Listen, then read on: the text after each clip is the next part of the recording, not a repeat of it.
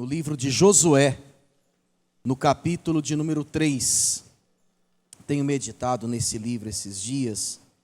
O Espírito de Deus tem ministrado ao meu coração. Dificilmente Deus falará com você se você não tiver uma rotina de leitura da palavra. Querer que Deus fale com você, sem você ter uma rotina de leitura da palavra, é você querer enriquecer sem trabalhar de vez em quando, fazer uma fezinha lá na Mega Sena. É a mesma coisa. A via de regra, através da qual Deus fala com o seu povo, é a palavra. Amém, gente? Então, desenvolva uma rotina de leitura bíblica. E você vai perceber que Deus falará com mais intensidade ao seu coração. Nada de pega um texto hoje, outro texto amanhã, sai do antigo, vai para o novo. Faz uma sequência lógica. Você pode até ler, começa lendo Gênesis e Mateus e vai lendo um livro do antigo, outro do novo, mas leia em sequência a palavra. Talvez tenhamos alguns professores aqui, e é fato que alunos infantis, crianças, eles querem passar muito rapidamente pelo conteúdo, mas nós sabemos que há uma sequência. Então, quando nós desenvolvemos esse estudo organizado, sistemático, mas ao mesmo tempo devocional da palavra de Deus, nós nos asseguramos de que Deus está falando conosco e sempre falará. Porque você pode não conseguir perceber a voz de Deus nas circunstâncias, pode ser que ninguém chegue para te dar um conselho em nome de Deus, mas se você estiver lendo a Bíblia, Deus estará falando com você. Então, meu irmão, vá para a palavra de Deus. Josué capítulo 3, de manhã bem cedo, Josué e todos os israelitas partiram de Sitim e foram para o Jordão, onde acamparam antes de atravessar o rio.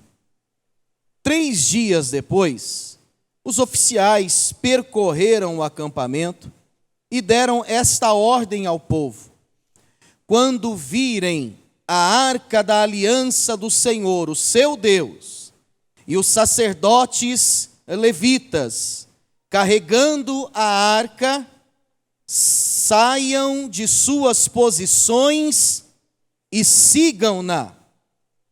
Mas mantenham a distância de cerca de 900 metros entre vocês e a arca. Não se aproximem. Desse modo, saberão que caminho seguir, pois vocês nunca passaram por lá. Josué ordenou ao povo: santifiquem-se, pois amanhã o Senhor fará maravilhas entre vocês. Amém? Que Deus nos abençoe nesse momento em que vamos ministrar a sua palavra. Vivendo sem medo do futuro. Esse é o título. Vivendo sem medo do novo. Vivendo sem medo do desconhecido. É fato que algumas falsas percepções que temos talvez geram também uma falsa paz. Essa falsa sensação de controle de que esse dia vai acabar, por exemplo, dentro de uma normalidade controlada por nós. Talvez isso gere uma falsa paz. Mas é fato que o daqui a pouco já é futuro. O daqui a pouco já é desconhecido. E eu sei que estar diante de um território pelo qual nós nunca passamos, isso pode aterrorizar alguns. E aí eu não estou falando apenas sobre uma mudança de cidade, começar num novo emprego, quem sabe terminar esse relacionamento com um namorado, uma namorada, iniciar um outro, de repente viver a linda fase da maternidade, da paternidade. São situações muito pontuais nas quais a gente vive o novo. Mas eu quero que você pense que o daqui a pouco é o novo, e o amanhã mais ainda, se Deus nos der a graça de chegar lá. Então, é possível que você tenha entrado aqui hoje com certos receios, olhando para a conjuntura política do nosso país, também observando as notícias de países vizinhos. Quem sabe esse receio do retorno de algumas doenças letais possa de alguma forma também amedrontar você. Eu não sei qual é a fase que você está vivendo, mas de uma coisa eu estou certo: você também está diante de algo novo. Para alguns, o novo pode ser o primeiro emprego, para outros, a aposentadoria. Então, observem como nós vivemos realidades novas. Pode ser que você nunca tenha encontrado uma fase de tanta estabilidade na vida. Pode ser que você esteja sendo chacoalhado, porque de repente tudo saiu do seu controle. Uma fase nova. Não precisa levantar sua mão, mas quantos aqui têm sonhos que poderão colocar você em novas terras, novos territórios? Quantos aqui têm sonhos profissionais? Eu acredito que todos, de alguma forma, desejam viver o novo. E louvado seja Deus por este princípio, porque isso nos faz avançar, desde que sejamos agradecidos por aquilo que já temos, desde que a vida presente também pregressa, a vida passada, a nossa própria vida, os anos que já se foram, também sirvam de aprendizado para as nossas vidas. O texto que lemos, ele fala desse período de transição. Este povo que caminhou 40 anos pelo deserto, uma travessia que poderia ter sido feita por 1% desse tempo,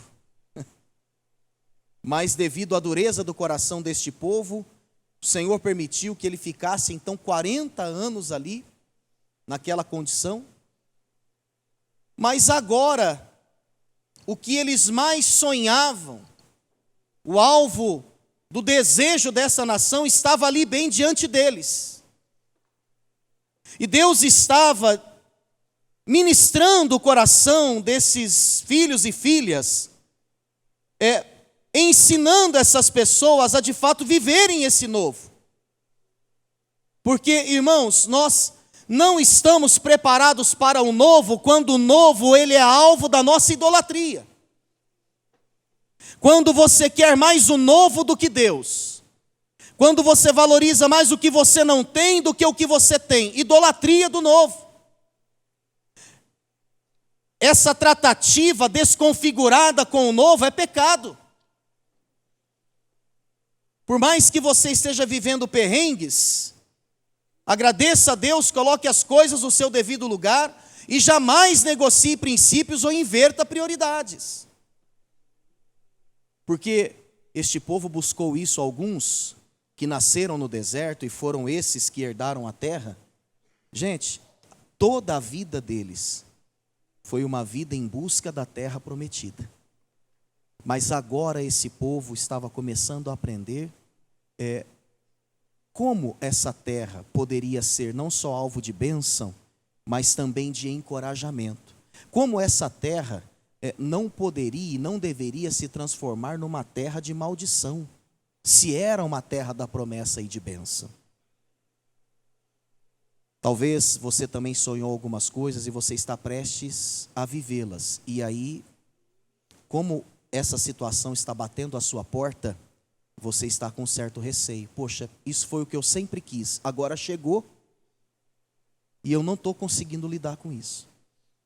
Então essa é uma noite, é uma oportunidade que temos para recebermos cura de Deus, encorajamento e recebermos a visão correta do novo, do desconhecido, disso que Deus preparou para as nossas vidas antes da fundação do mundo, mas chegou nesse capítulo, agora Ele decidiu nos revelar. Então este povo estava vivendo nessa expectativa. E Deus queria ajustar o relacionamento desse povo, em primeiro lugar com ele, mas também com esse desconhecido, com esse novo.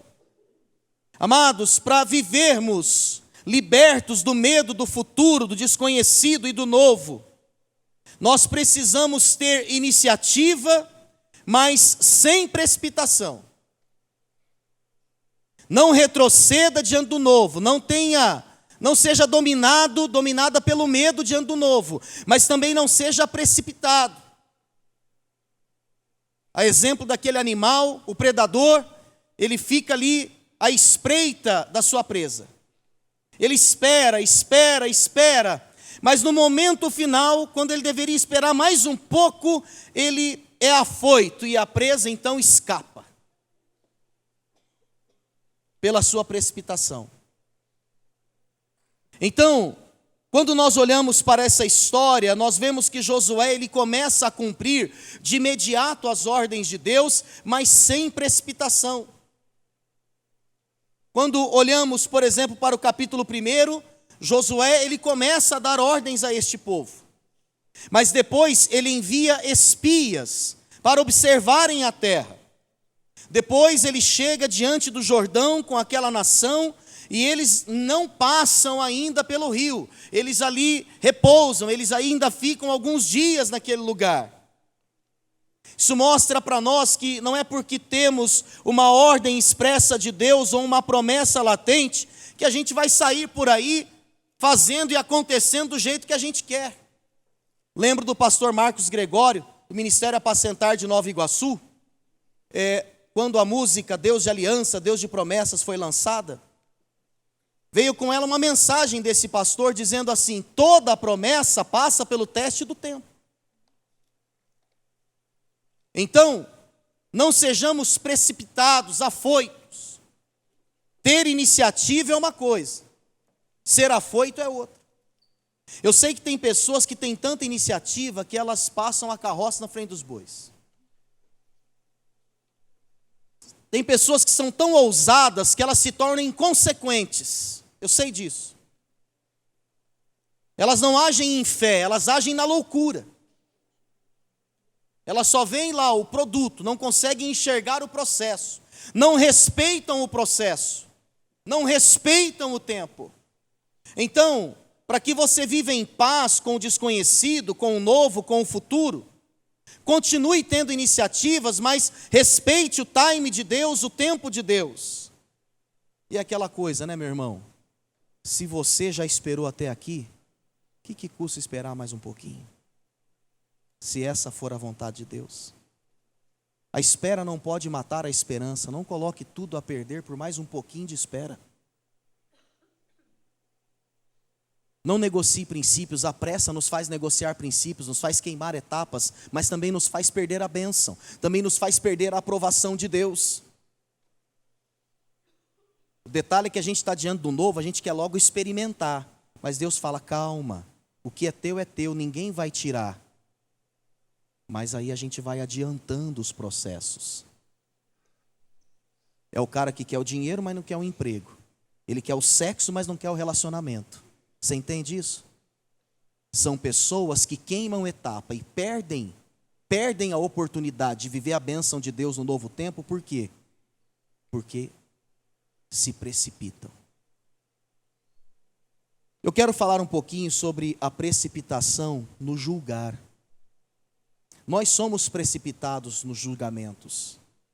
Nós nos julgamos, nós julgamos pessoas que moram conosco, nós julgamos pessoas com as quais temos pouca intimidade, nós julgamos governos estabelecidos, lideranças estabelecidas, nós julgamos, inclusive Deus, porque não entendemos muitos dos seus feitos e achamos injustas muitas das suas decisões. Principalmente quando elas parecem ser injustas. Poxa, por que fulano está prosperando, vivendo do jeito que ele vive? Por que está acontecendo isso com essa pessoa, sendo que a vida dela é dessa forma? A Joyce Meyer, ela afirma que Deus, que conhece todos os corações e todas as pessoas. Ele age em misericórdia diferente de nós, porque Ele sabe exatamente aonde vai levar essas pessoas. Nós, com os nossos julgamentos precipitados e com o nosso conhecimento limitado de nós e das pessoas e das circunstâncias, nós acabamos murmurando e nos tornando juízes de Deus e das pessoas. E essa é a pior condição. Se tem uma condição mortal para o ser humano, esteja ele dentro ou fora da igreja, porque murmuração é a mesma coisa dentro ou fora da igreja. Se teve uma ocasião quando o povo tombou, quando a nação, muitos morreram, num só dia, 20 mil junto às águas de Meribá. Isso aconteceu por quê? Porque houve murmuração. O povo murmurou. 1 Coríntios capítulo 10 fala sobre isso. Então, não murmure porque sobreveio uma provação aparentemente insuperável. Coloque isso diante de Deus. Dê um passo atrás. Procure olhar essa circunstância difícil com a ótica de Deus. Lembre-se que você está sentado com Cristo nas regiões celestiais. Então diga: Senhor, me ajude a olhar essa circunstância de fora para dentro, de cima para baixo. Eu não quero murmurar, eu não quero me precipitar em abrir a minha boca e murmurar, Senhor. Me ajude, Pai. Então, meu amado, tenha iniciativa, mas não seja precipitado. Porque senão você já vai queimar a largada. Você pode estar muito preparado, mas se você é aquele corredor que queima a largada, você faz todo mundo que está com você parar o processo. Então, principalmente os homens aqui, com muito temor e tremor, peçam a Deus sabedoria. Não vamos agindo de uma forma desconectada da voz de Deus, da orientação de Deus.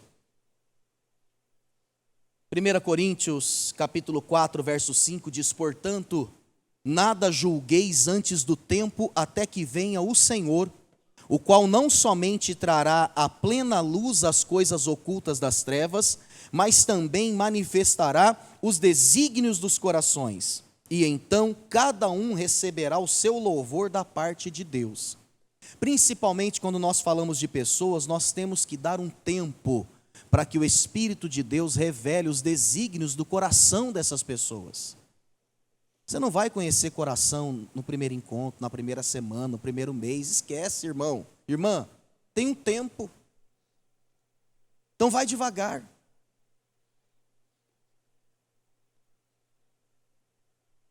Segundo, se você quer viver sem esse medo do futuro, do desconhecido e do novo, faça a sua parte, mas não perca de vista a perspectiva da graça de Deus. Se tem algo, meu irmão, que nos liberta de medos do futuro, é a confiança na graça. Porque uma das coisas que nos impõe medo é justamente o receio do fracasso.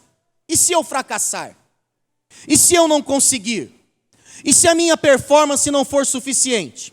E se eu não estiver preparado? E talvez novas realidades vieram e virão por conta até de aparentes limitações nossas. E aí parece que fica pior ainda para a gente encarar essas coisas. Mas é nessa hora que você e eu precisamos entender o que é a graça de Deus. O diabo jamais vai tripudiar sobre um cristão que confia na graça e que experimenta a graça. O pecado jamais vai dominar um homem, uma mulher que vive pela graça, pelo poder da graça. Romanos 6 diz: porque estáis debaixo da graça e não debaixo da lei, o pecado não terá domínio sobre vós. Se engana quem pensa que no Antigo Testamento nós não vemos graça. Nós vemos graça, assim como vemos Cristo em todo o Antigo Testamento, não é, pastor André? O livro de Josué, apesar de ser um livro do zelo de Deus, e de certa forma até da ira de Deus, a gente vê graça aqui também. Quando nós olhamos para este livro, capítulo 2, uma prostituta recebe a salvação. Ela e a sua família foram poupadas quando da entrada do exército de Israel em Jericó. Ela que não era povo, ela que não era, não é verdade, das famílias de Israel, ela que não tinha uma conduta das mais apropriadas, esta mulher foi salva e foi salva pela graça, pela escolha divina. Aparece aqui também a menção, várias vezes, aliás, da arca do Senhor. E a arca também tem a ver com graça, porque a arca da aliança nada mais era do que uma grande caixa, dentro da qual estavam as tábuas da lei, entre outros utensílios, e nós sabemos que essa arca tinha um local propício, próprio, no tabernáculo. Ela estava no Santo dos Santos, e ali então, sobre a arca, havia 2 querubins que olhavam para a arca, para a tampa da arca, que se chamava propiciatório, e o sacerdote, uma vez por ano, no dia da expiação, ele se purificava, ele entrava, passava pelo santo lugar, acessava o Santo dos Santos, e ali então ele aspergia sobre a tampa da arca, chamada propiciatório, o sangue de um animal que fora criado para essa finalidade, um cordeiro perfeito. E ali ele intercedia, e ele pedia, clamava pela misericórdia de Deus. E nós sabemos que, dentre tantos significados teológicos dessa cena, um dos mais belos é justamente a graça.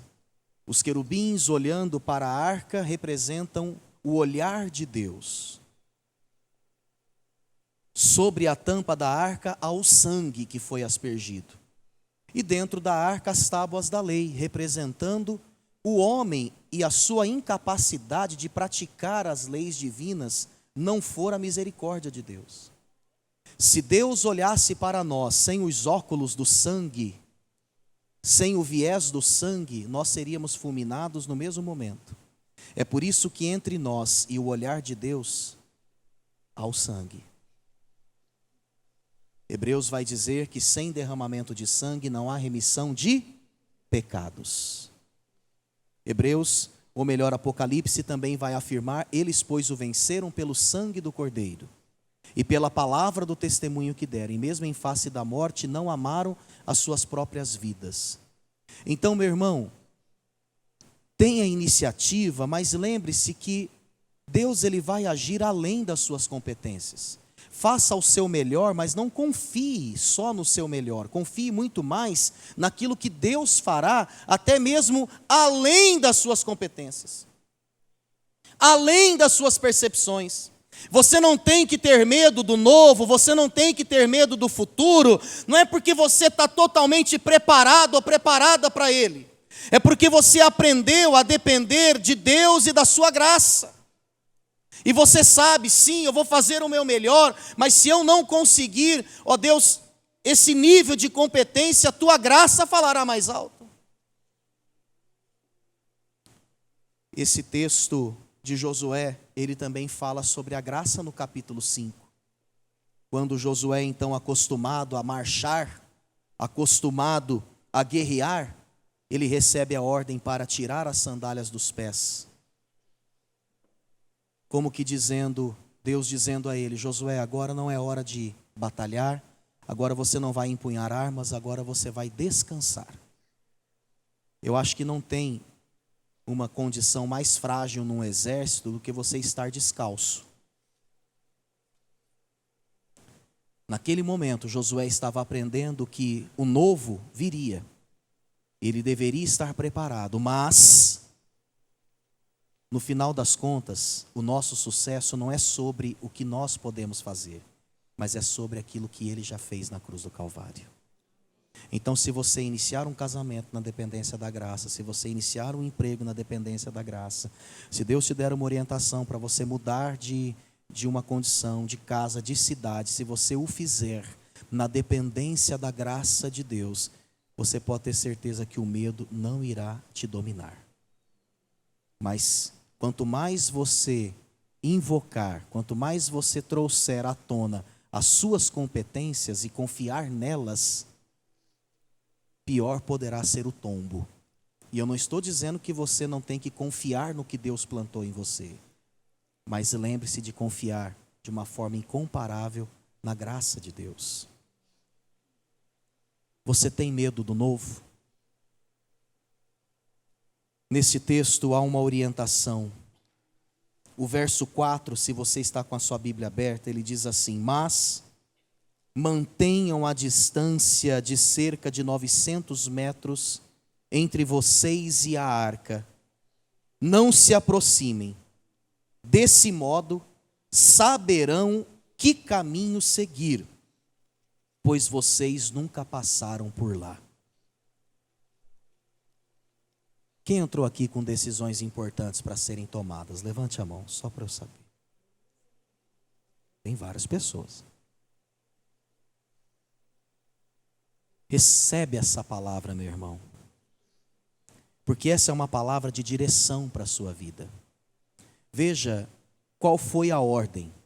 A arca deveria estar adiante do exército, cerca de 900 metros, para que todos os homens daquele exército conseguissem enxergá-la. Desde a primeira fileira até a última do exército, tinha que enxergar a arca. A arca tinha que ir à frente. O que isso significa, irmãos? Fala para mim. Quem carregava a arca não carregava armas. Quem estava à frente, dando a direção, não eram os homens armados até os dentes, eram os sacerdotes. E conforme a orientação de Deus, eles levantavam a arca e o acampamento, ou eles então armavam as barracas e depositavam a arca naquele local. E então, conforme o movimento da arca, o exército se movimentava. A arca representa não só graça, mas ela representa presença. Deus no meio do seu povo. Deus desenvolvendo comunhão com o seu povo. E nesta comunhão, Ele revela a sua vontade, Ele entrega o seu recado. Exatamente por isso que Josué, ele fala claramente a este povo que eles deveriam se aproximar para poderem ouvir a voz de Deus. Olha o verso 9. Então Josué disse aos israelitas: venham ouvir as palavras do Senhor, o seu Deus. Assim saberão que o Deus vivo está no meio de vocês e que certamente expulsará de diante de vocês os cananeus, os hititas, os heveus, os ferezeus, etc. Então, meu irmão, como é que você supera o medo do novo? É na comunhão íntima com Deus. É no desfrute da sua presença, é oferecendo tempo para orar a palavra, ser ministrado pela palavra. Você recebe direcionamento de Deus e só então você age. É fato que Deus, ele não é Deus de confusão. Se você está precisando tomar uma decisão muito séria, Deus vai trazer as evidências mais claras que você precisa. Agora, não seja precipitado, não tome uma decisão na introdução do processo. Quando Paulo entendeu que ele tinha que passar a Macedônia e ir para Filipos e avançar nas viagens missionárias, isso aconteceu com ele depois de um processo. Ele foi impedido de voltar, queria voltar, mas as portas se fecharam. Deus falou pelas circunstâncias. Não force a barra, meu irmão. Não force a barra. Se Deus quiser que você entre, a porta se abrirá. Agora, se a porta está fechada, não fica batendo o pé nela, não. Porque tem gente que conquista as coisas é pela teimosia, não é pela vontade de Deus. E aí não é uma conquista, aí acaba sendo um presente grego.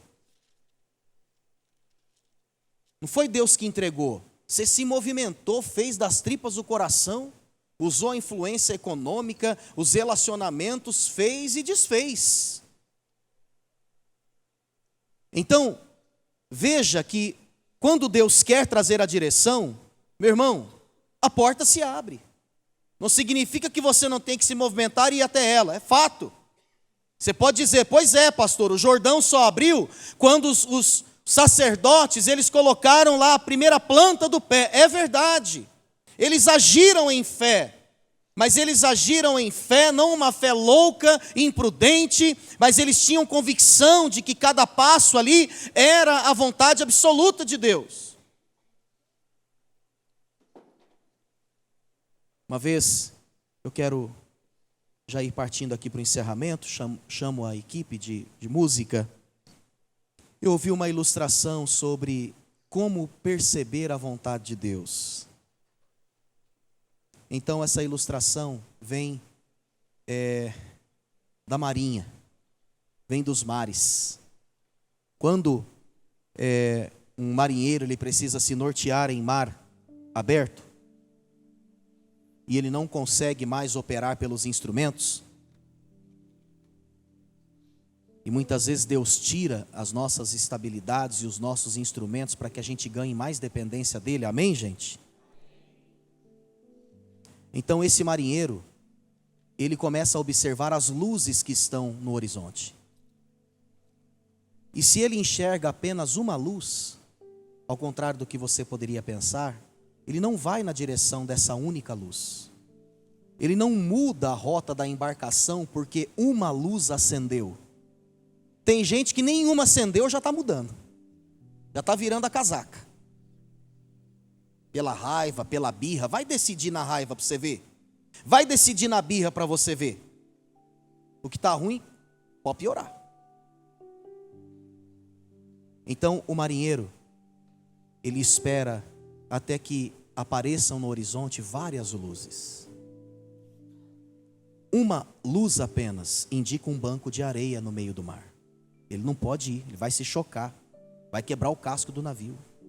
Mas várias luzes, quando acesas paralelamente, elas indicam um porto seguro. Moral da história. Qual é a moral da história? Espere as luzes acenderem. Se uma luz acendeu, porque quem está desesperado, nossa, uma luz no fim do túnel, mas será que é suficiente? Deus não é Deus de confusão. A primeira luz que tem que acender é a vontade de Deus confirmada na palavra. Essa é a primeira luz. Tá? Não vai pela luz do sentir do coração, porque hoje é idolatria do sentir. Hoje, se o camarada sente que ele é isso, ele é. Se ele sente que é outra coisa, ele também é. Porque a verdade de cada qual é a sua experiência. Não é nem a ciência, não é nem a razão, é o que o cara acha que ele é. Então, meu irmão, o seu coração não é prova de que Deus está falando com você. Ah, eu senti. Então submeta esse sentir à palavra. O sentimento tem que dar lugar à razão. Essa decisão tem que ser tomada friamente. Não vai só na luz do teu coração, não.